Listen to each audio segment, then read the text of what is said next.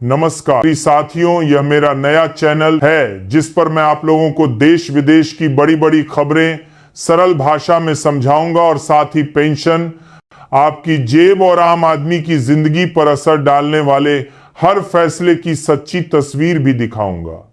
अगर आप मुझे सच्चा और बेबाक पत्रकार मानते हैं और मेरी पत्रकारिता का साथ देना चाहते हैं तो इस चैनल को जल्दी से सब्सक्राइब कर लीजिए और घंटी का बटन भी दबा दीजिए ताकि हमारा कोई भी जरूरी वीडियो आपसे मिस ना हो। तो चलिए वीडियो शुरू करते हैं। आज 18 नवंबर 2025, सीधे मुद्दों पर आते हैं। आज का पूरा विश्लेषण आपकी जेब, आपकी मासिक पेंशन, आपके बुजुर्ग अवस्था की सुरक्षा और आने वाले महीनों में होने वाले उन नीतिगत परिवर्तनों पर केंद्रित है जिनका सीधा असर आपके परिवार के बजट पर पड़ेगा। बिना किसी औपचारिक भूमिका के हर बिंदु को क्रम से सरल लेकिन पेशेवर अंदाज में रखते हैं ताकि आप केवल सुने नहीं, समझकर अपने निर्णय भी मजबूत कर सकें। पहला और केंद्रीय विषय ईपीएस 95 से जुड़े पेंशन धारकों का संगठित, शांतिपूर्ण लेकिन बेहद प्रभावी विरोध प्रदर्शन जो दिल्ली स्थित ईपीएफओ मुख्यालय के बाहर हुआ। हरियाणा, पंजाब, उत्तर प्रदेश, उत्तराखंड, महाराष्ट्र, राजस्थान, कर्नाटक, बिहार, पश्चिम बंगाल, केरल, मध्य प्रदेश, तेलंगाना समेत अनेक राज्यों से आए हजारों पेंशन धारक एकजुट हुए और यह स्पष्ट कर दिया कि वे अब दया या प्रतीकात्मक बढ़ोतरी नहीं बल्कि अपने अधिकार के अनुरूप सम्मानजनक पेंशन चाहते हैं। यह भीड़ केवल संख्या नहीं थी, ये उन पुरुषों और महिलाओं की जीवंत आवाज थी जिन्होंने अपने सबसे मेहनती साल देश की सेवा और उत्पादन में लगाए और अब अपने उम्र के अंतिम पड़ाव में न्यूनतम गरिमा के साथ जीना चाहते हैं। इस आंदोलन का संचालन ईपीएस 95 राष्ट्रीय संघर्ष समिति की ओर से किया गया। समिति की मांगें 3 स्तंभों पर टिकती हैं। पहला, न्यूनतम मासिक पेंशन को कम से कम 7,500 पर सुनिश्चित किया जाए। दूसरा, पेंशन पर महंगाई भत्ता डीए जोड़ा जाए ताकि कीमतों में बढ़ोतरी के साथ पेंशन की वास्तविक क्रय शक्ति सुरक्षित रहे। तीसरा, वरिष्ठ नागरिकों के लिए उपयुक्त स्वास्थ्य सुविधाएं, बेसिक हेल्थ कवरेज, रियायती मुफ्त ओपीडी, नियमित हेल्थ चेक और उम्र अनुकूल सहायता व्यवस्थित रूप से उपलब्ध कराई जाए। यह तीनों मांगे कोई अतिरिक्त विशेषाधिकार नहीं बल्कि सामाजिक अनुबंध के भीतर न्यूनतम मानक तय करने की मांग है। न्यूनतम 7,500 पेंशन के संदर्भ में बात को जमीन पर उतरकर देखें तो पता चलता है कि आज भी बड़ी संख्या में पेंशन धारकों को एक 0,2,0,3,0 जैसी रकम मिल रही है जो मौजूदा महंगाई में एक घर का बुनियादी मासिक खर्च भी पूरा नहीं कर पाती। दवाइयों और डॉक्टर की फीस से लेकर किराया, बिजली पानी के बिल, राशन और स्थानीय परिवहन, हर मोर्चे पर खर्च बढ़ा है। ऐसे में यह कहना कि 7,500 न्यूनतम मानक होना चाहिए किसी तरह की राहत याचना नहीं बल्कि गरिमापूर्ण जीवन की शर्त है। पेंशन का मकसद ही यही है कि आयु के उस दौर में जब व्यक्ति पूरी तरह से श्रम आय पर निर्भर नहीं रह सकता, उसे पूर्वानुमेय और पर्याप्त आय मिले। अब महंगाई भत्ते डीए पर आई है। अक्सर पेंशन धारकों को डीए का लाभ नहीं मिलता जबकि उपभोक्ता मूल्य सूचकांक के साथ बाजार कीमतें निरंतर बदलती रहती हैं। यदि पेंशन पर डीए जोड़ा जाए तो हर बार महंगाई बढ़ने पर पेंशन में भी समुचित समायोजन होगा और वास्तविक आय का ह्रास नहीं होगा। डीए का तंत्र वस्तुतः एक सुरक्षा कवच है जो पेंशन को समय के साथ निष्प्रभावी होने से बचाता है। यही कारण है कि डीए लिंक को लेकर आवाज लगातार उठती है और आज इसे आंदोलन के केंद्र में रखा गया है। तीसरी मांग, स्वास्थ्य सुरक्षा। उम्र बढ़ने के साथ स्वास्थ्य पर खर्च सबसे बड़ा और सबसे अनिश्चित खर्च बन जाता है। निजी अस्पतालों का बोझ भारी है और सार्वजनिक स्वास्थ्य व्यवस्था पर भी दबाव स्पष्ट है। ऐसे में बेसिक हेल्थ कवरेज, वरिष्ठ नागरिक अनुकूल ओपीडी, नियमित जांच और दीर्घकालिक रोगों की प्रबंधन सुविधाएं पेंशन धारकों के लिए अनिवार्य सहारा है। यह मांग आर्थिक तर्क के साथ साथ मानवीय गरिमा का भी प्रश्न है। समिति के प्रतिनिधियों ने साफ शब्दों में कहा है कि उच्चतम न्यायालय के महत्वपूर्ण निर्देशों और स्पष्टियों के बाद भी जमीनी स्तर पर अपेक्षित रूप से राहत नहीं पहुंची है। इसीलिए शीर्ष स्तर पर प्रत्यक्ष हस्तक्षेप कर ऐसी व्यवस्था बनाई जाए कि पात्र पेंशन धारकों को न्याय समय पर मिले और व्यवस्था पारदर्शी तथा सरल बने। साथ ही यह भी स्पष्ट कर दिया गया कि अगर मांगों की अनदेखी हुई तो आंदोलन का दायरा राज्यों की राजधानियों, क्षेत्रीय कार्यालयों और बड़े शहरों तक विस्तार पाएगा। यह लोकतांत्रिक ढांचे के भीतर संगठित और शांतिपूर्ण दबाव समूह की भूमिका है, जो कई बार नीतिगत मेजों पर ठोस विमर्श की शुरुआत करवाती है। इस आंदोलन के सामाजिक, मनोवैज्ञानिक और नीतिगत प्रभाव को समझना जरूरी है। जब हजारों नागरिक तथ्य और संयम के साथ अपनी बात रखते हैं तो एक तरफ नीति निर्माताओं को फीडबैक का विश्वसनीय स्रोत मिलता है और दूसरी तरफ सार्वजनिक विमर्श में पेंशन को खर्च नहीं बल्कि सामाजिक सुरक्षा में दीर्घकालीन निवेश के रूप में देखने का नजरिया मजबूत होता है। वित्तीय वर्ष के बजट अभ्यास में भी ऐसे संकेत नीतिगत प्राथमिकताओं को प्रभावित करते हैं, चाहे वह न्यूनतम पेंशन का फर्श तय करना हो, डीए लिंक का ढांचा बनाना हो या वरिष्ठ नागरिक स्वास्थ्य के लिए अलग विंडो तैयार करना। अब दूसरे बड़े मुद्दे पर आते हैं। ईपीएस 95 के पेंशन गणना आधार के लिए वेतन सीमा बढ़ाने का प्रस्ताव।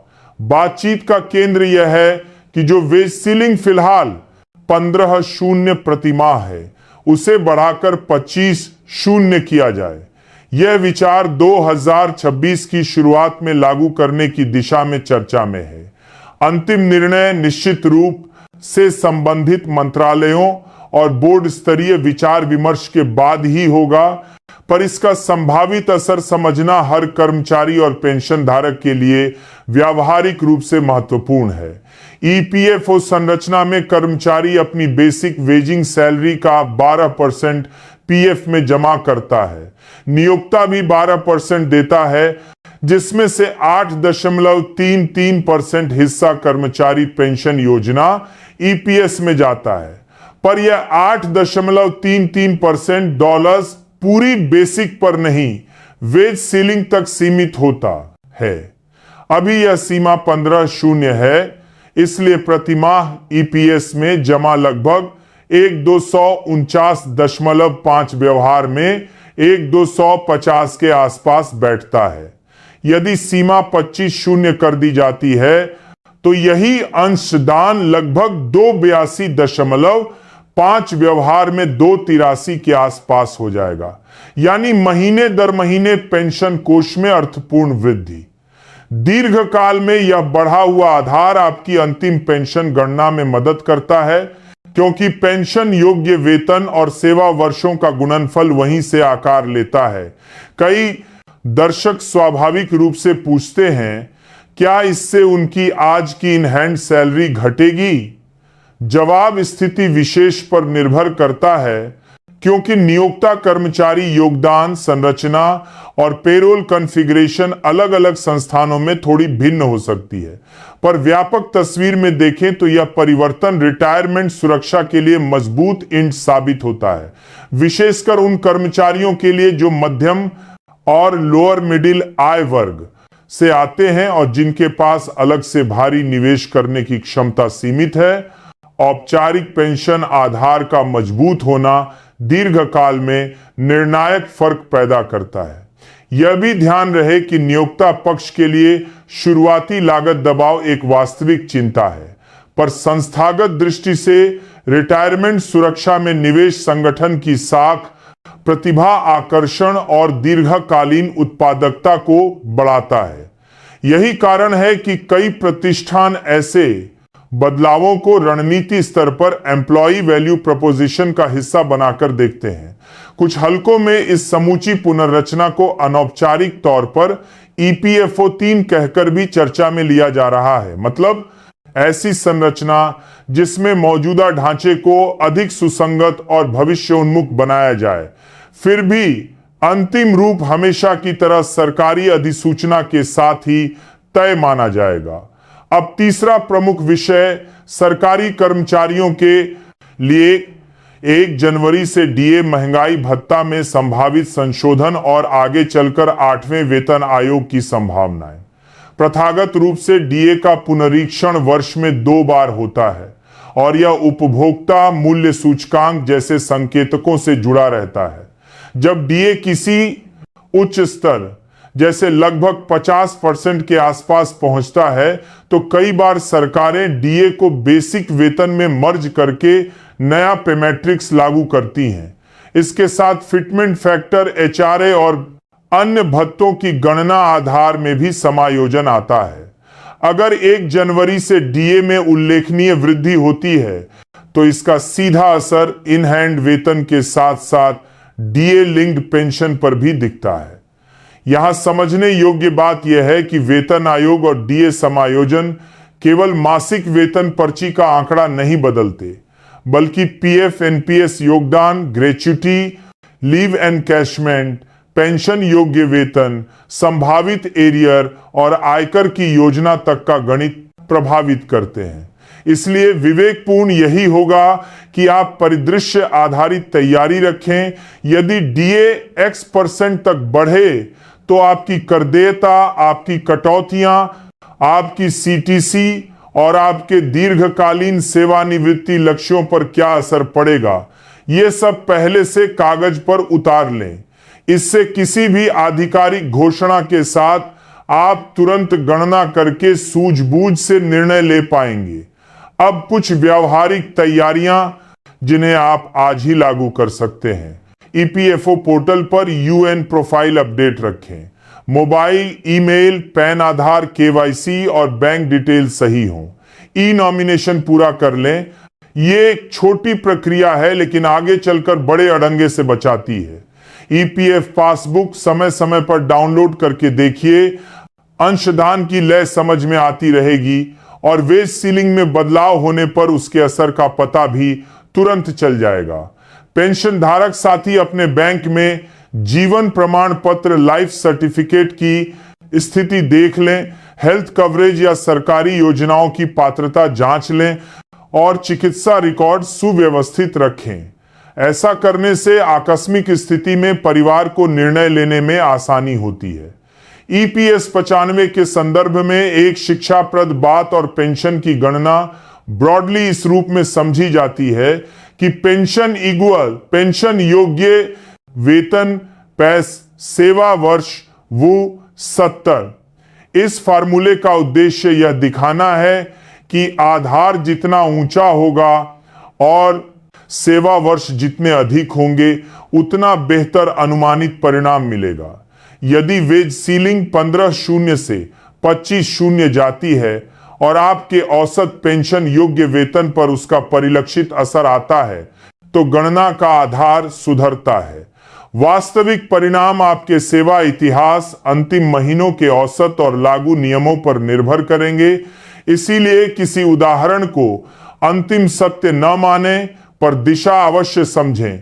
जो साथी हायर पेंशन जैसे विकल्पों पर विचार करेंगे, बीजेपी बड़ी पर भी जे रहे हैं, उन्हें दस्तावेज, सेवा record, joining date, wage breakup और पूर्व संस्थानों से ट्रांसफर इनका हिसाब साफ रखना चाहिए।